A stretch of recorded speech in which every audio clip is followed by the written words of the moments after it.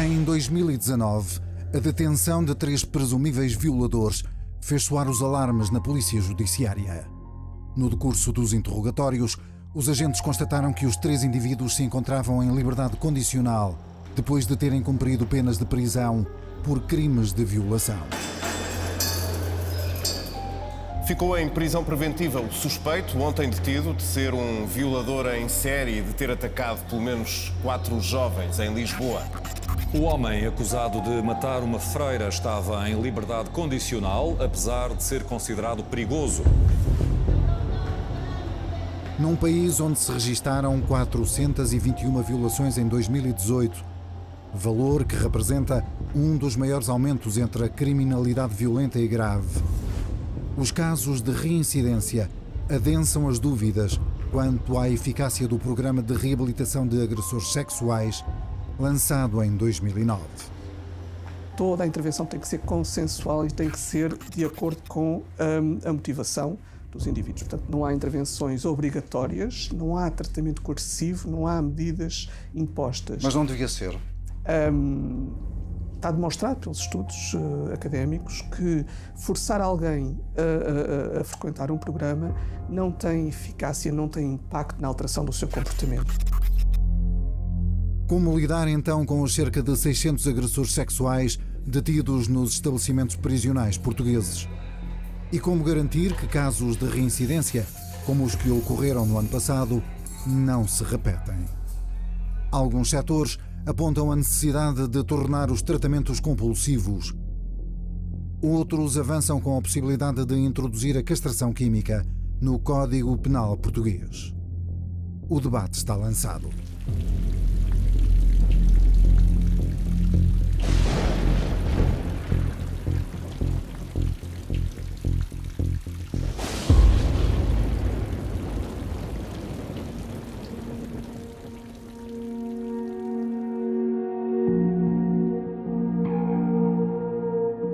Em setembro do ano passado, o homicídio e a violação da irmã Maria Antónia chocaram o país, não só pela violência dos crimes, mas também pelos pormenores que envolveram a libertação do alegado homicida, um recluso considerado perigoso, que foi deixado à solta sem qualquer tipo de controlo ou vigilância policial. Não faz sentido que alguém que tenha, lá está, essas características de risco, não é? Por exemplo, saia antes dos 5/6 da pena, que é o obrigado. E depois de sair dos 5/6 da pena, mesmo assim ser obrigado a algum tipo de controle. Tenho casos em que tenho indivíduos que saíram precisamente com os 5/6 da pena e o último sexto foi cumprido em tratamento e controle comigo e com a equipa de reinserção social. E isso é o que faz sentido neste tipo de casos. A posteriori, é fácil identificar as lacunas, é fácil identificar as falhas. E nós fazemos-lo também sempre com a perspectiva de melhorar no futuro para que não se volte a repetir. No caso de Alfredo Santos, o comportamento agressivo e a forte probabilidade de reincidir estavam documentados em sucessivos relatórios dos serviços prisionais e dos tribunais de execução de penas, desde o primeiro caso de violação. Na noite de 2 de novembro de 1994, Marisa regressa à casa em Pombal com o filho de 6 meses. À entrada do prédio é abordada por Alfredo Santos, que lhe oferece ajuda com os sacos e o carrinho de bebê. Chove com intensidade. As luzes do prédio revelam os contornos do rosto de Alfredo, que inesperadamente empurra Marisa para as escadas e tenta tirar-lhe a roupa. Junto ao elevador, a criança não para de chorar. Temendo ser detectado, o agressor arrasta Marisa e o bebê para fora do edifício e leva-os para um descampado próximo. Obriga a jovem a despir-se e ameaça estrangular o bebê. Consumada a violação, Alfredo abandona o local, deixando para trás a jovem e a criança.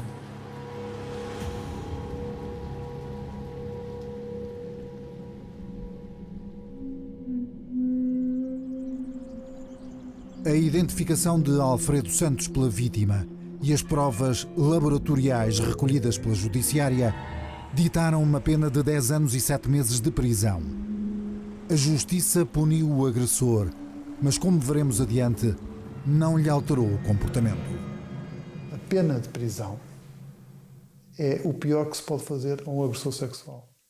Eu sei que quem me está a ouvir se calhar não concordará com isto e pensará, deixá-los lá estar. O problema é que eles não ficam lá para sempre.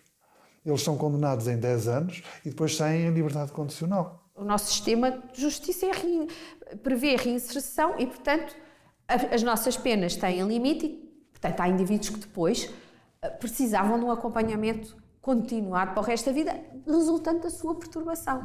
Temos que encarar este tipo de criminalidade de uma forma mais global, não é? Não chega, se calhar, a prisão, não é? Se calhar é preciso outro tipo de medidas adicionais que nós não temos, que poucos países têm ainda.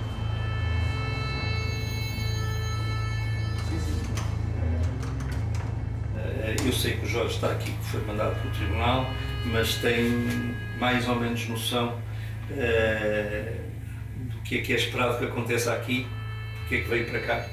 Rui Abrunhosa Gonçalves dirige desde 1998 a Unidade de Consulta em Psicologia da Justiça da Universidade do Minho. Qual é que foi a explicação que o Jorge deu na altura no Tribunal para começar a ter estes contactos? A pedido dos tribunais, faz avaliações forenses e atendimento de vítimas e agressores.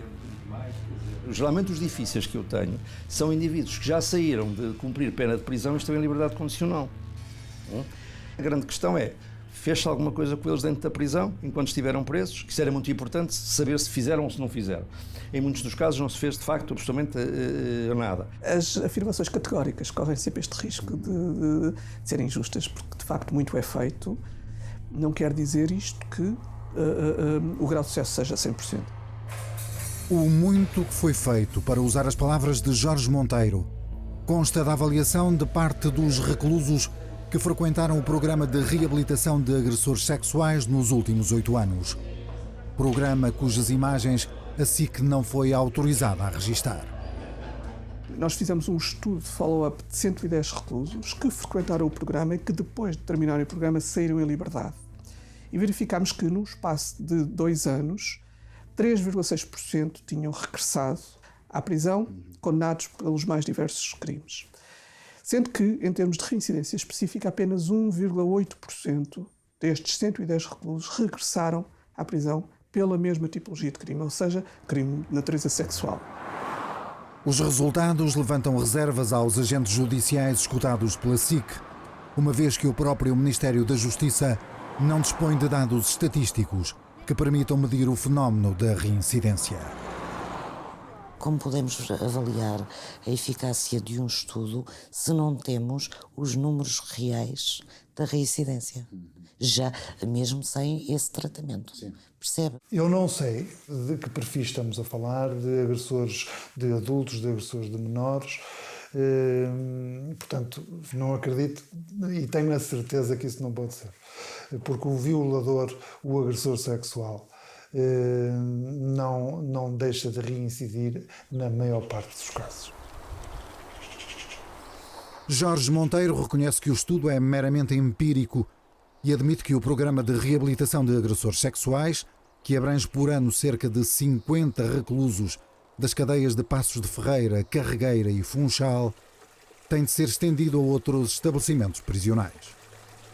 É o programa de maior intensidade que nós temos neste momento, portanto são 44 sessões semanais. Apesar de ser um programa relativamente longo, não é suficiente por si só para garantir que não haja risco de voltar a reincidir. E, portanto, é sempre necessário e útil haver intervenções pós-libertação. O programa de intervenção em agressores sexuais que temos no sistema prisional funciona para um grupo significativo de agressores que estão lá detidos, mas depois há um grupo deles que não tem indicação para aquele programa, porque são indivíduos ou que têm perturbações da personalidade ou que têm determinado tipo de problemáticas que o processo psicoterapêutico não é eficaz.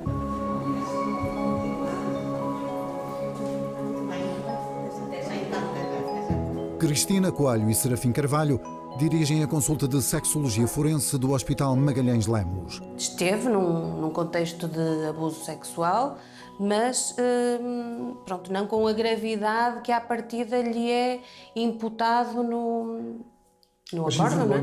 Mas envergonha-se. Envergonha-se, sim, e pede ajuda. Portanto, eu acho que temos aqui um bom caso para intervenção psicoterapêutica. A pedido da Direção-Geral de Reinserção, do Ministério Público e dos tribunais, os dois técnicos acompanham indivíduos que cumprem penas suspensas, muitos deles com perturbações psiquiátricas. Eu diria num valor conservador que de cerca de 50% possam ter um diagnóstico psiquiátrico, seja uma perturbação da personalidade, seja uma parafilia naturalmente, seja uma perturbação bipolar, seja uma psicose, seja um contexto de consumo de dependência de drogas. Portanto, são as perturbações que mais frequentemente são associadas neste tipo de agressores. Os violadores são muito diferentes dos abusadores sexuais. Os violadores são indivíduos que são mais ativos, são indivíduos que se conseguem integrar melhor socialmente e ter mais capacidade de integração, apesar de terem os seus problemas, e são indivíduos que têm maior relação com outras situações de criminalidade, ou seja, têm mais história criminal. Nos violadores, o processo que leva à violação é mais um processo de exercício de poder e controle sobre a vítima, muitas das vezes, do que de satisfação sexual. Perturbações que encaixam no perfil de Alípio Cunha, o homem que no ano passado sequestrou uma jovem na estação da Portela de Sintra, levando-a de olhos vendados para um motel das imediações, onde alegadamente consumou a violação.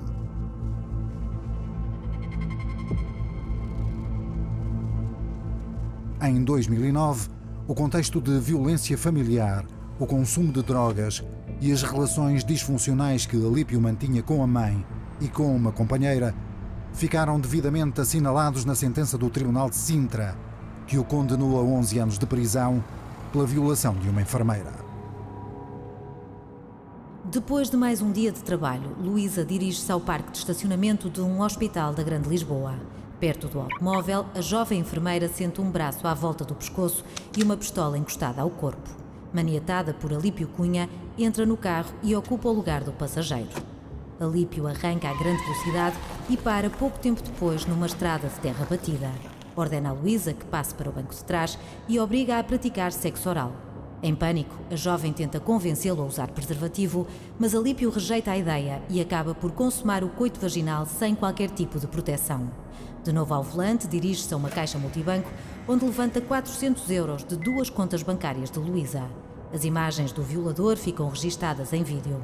Alípio segue viagem e abandona a jovem enfermeira na estrada velha de Queluz, onde é resgatada pela PSP.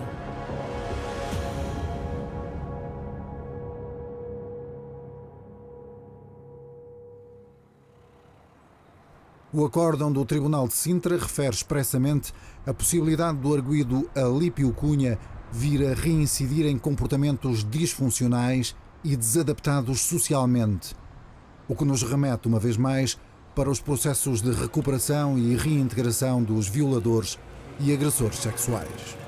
Nós temos que pensar sempre nisto. O recluso está no estabelecimento prisional e quem vamos devolver à comunidade quando ele sair? Uma pessoa melhor, ou uma pessoa pior, ou uma pessoa igual? O que é que estamos a devolver neste momento? No caso, por exemplo, dos agressores sexuais, que são aqueles que nos trazem até aqui. No caso dos agressores sexuais, estamos a devolver pessoas bem piores. Bem piores. Porquê? Porque não há um acompanhamento que possa, nomeadamente psicológico e psiquiátrico, que possa inverter aquela situação. Em alguns casos, o acompanhamento psicológico e psiquiátrico torna-se mais fácil no cumprimento de penas suspensas, como a que foi aplicada recentemente a um jovem de 19 anos que violou uma menina de 15. Nesses casos, por regra, o arguido vai tratar-se.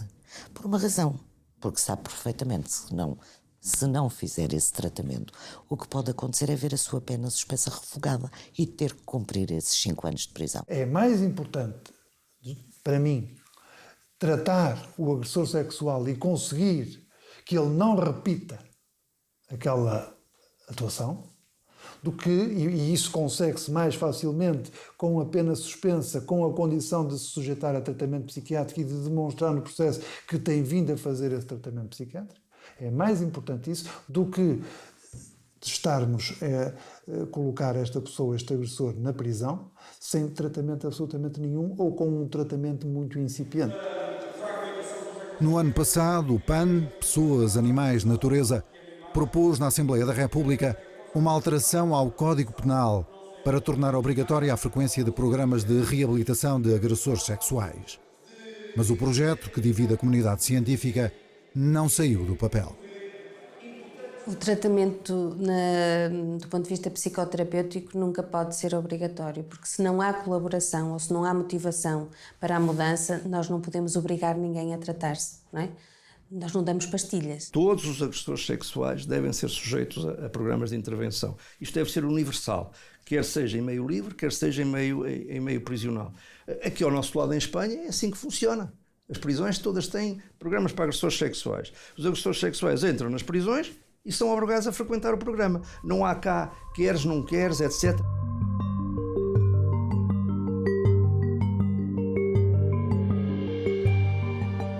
Historicamente, a Justiça sempre olhou para os agressores sexuais com uma enorme complacência.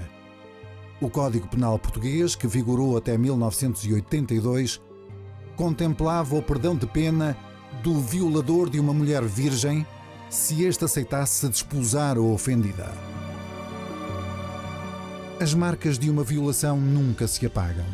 Por lei, as vítimas e as autoridades locais devem ser alertadas sempre que os agressores são libertados. Por vezes esquecem-se dessa notificação.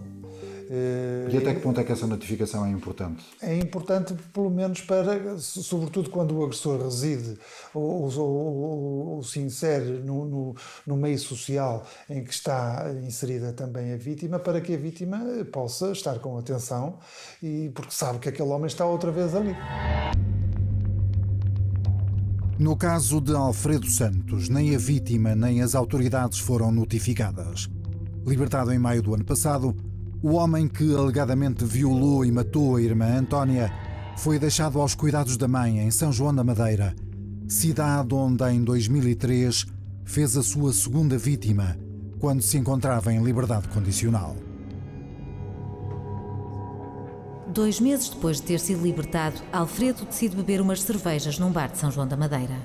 Sai do local por volta das 11 da noite e avista Isabel, que se dirige para a estação de comboios. Simula que fala ao telemóvel e inicia a perseguição. Num caminho de terra batida, atira a jovem contra a vedação das piscinas municipais. Arrasta a vítima pelo pescoço ao longo da linha até uma pilha de travessas de madeira, onde a viola pela primeira vez. O pesadelo prossegue uns metros adiante, onde Isabel é de novo forçada a manter relações sexuais. Tolhida pelo medo, a jovem implora que Alfredo a liberte. O agressor hesita, mas Isabel garante que não lhe viu o rosto. Alfredo deixa-a partir. A jovem é socorrida por um casal que passa de carro.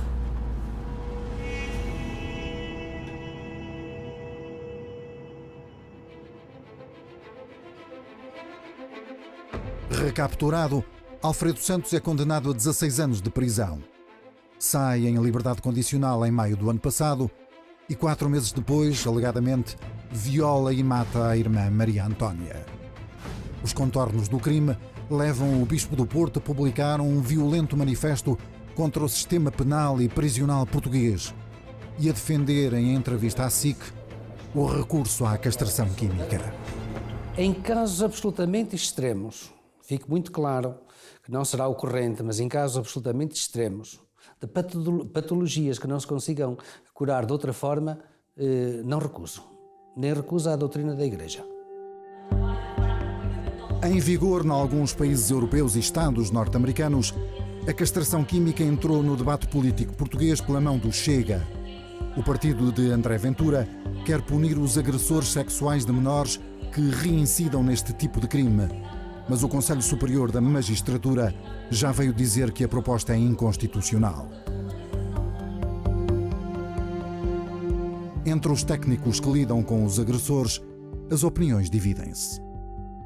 A chamada castração química reduz a capacidade sexual do indivíduo, provoca-lhe impotência, altera-lhe um conjunto de características que são importantes do ponto de vista até do seu funcionamento biológico, mas não altera em nada as fantasias desviantes que ele possa ter, e é aí que a gente precisa trabalhar.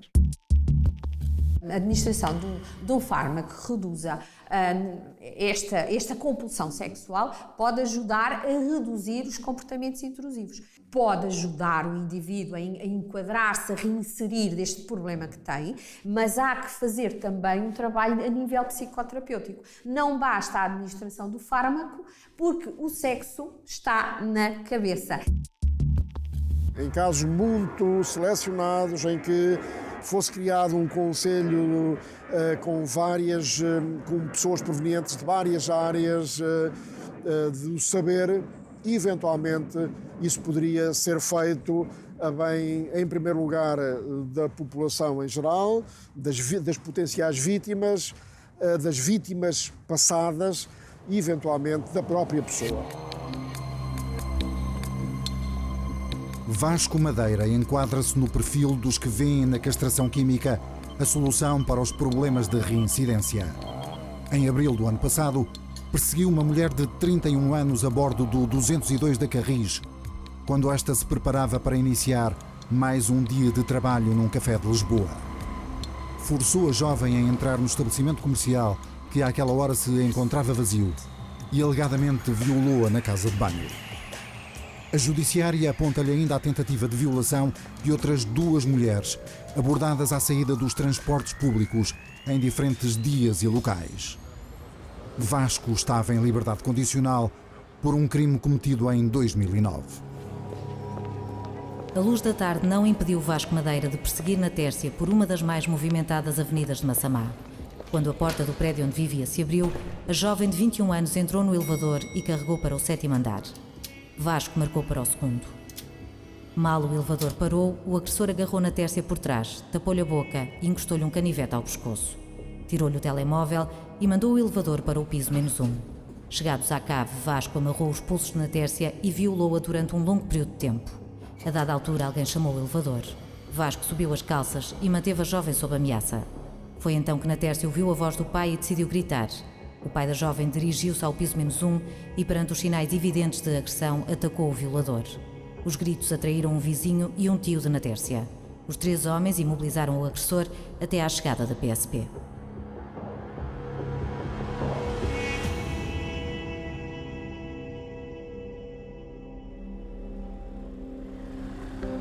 Condenado a 9 anos de prisão, em 2016 Vasco Madeira teve uma saída precária, durante a qual, alegadamente, violou uma jovem de 21 anos nas traseiras de um prédio das Avenidas Novas, em Lisboa.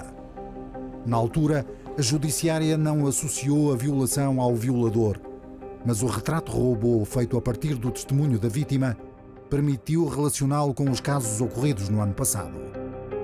Vasco regressou ao cárcere e aguarda por novo julgamento. Se for condenado, sairá de novo em liberdade condicional quando tiver cumprido os 5/6 da pena, num ritual que se repete sem que a sociedade encontre respostas que protejam as vítimas dos predadores.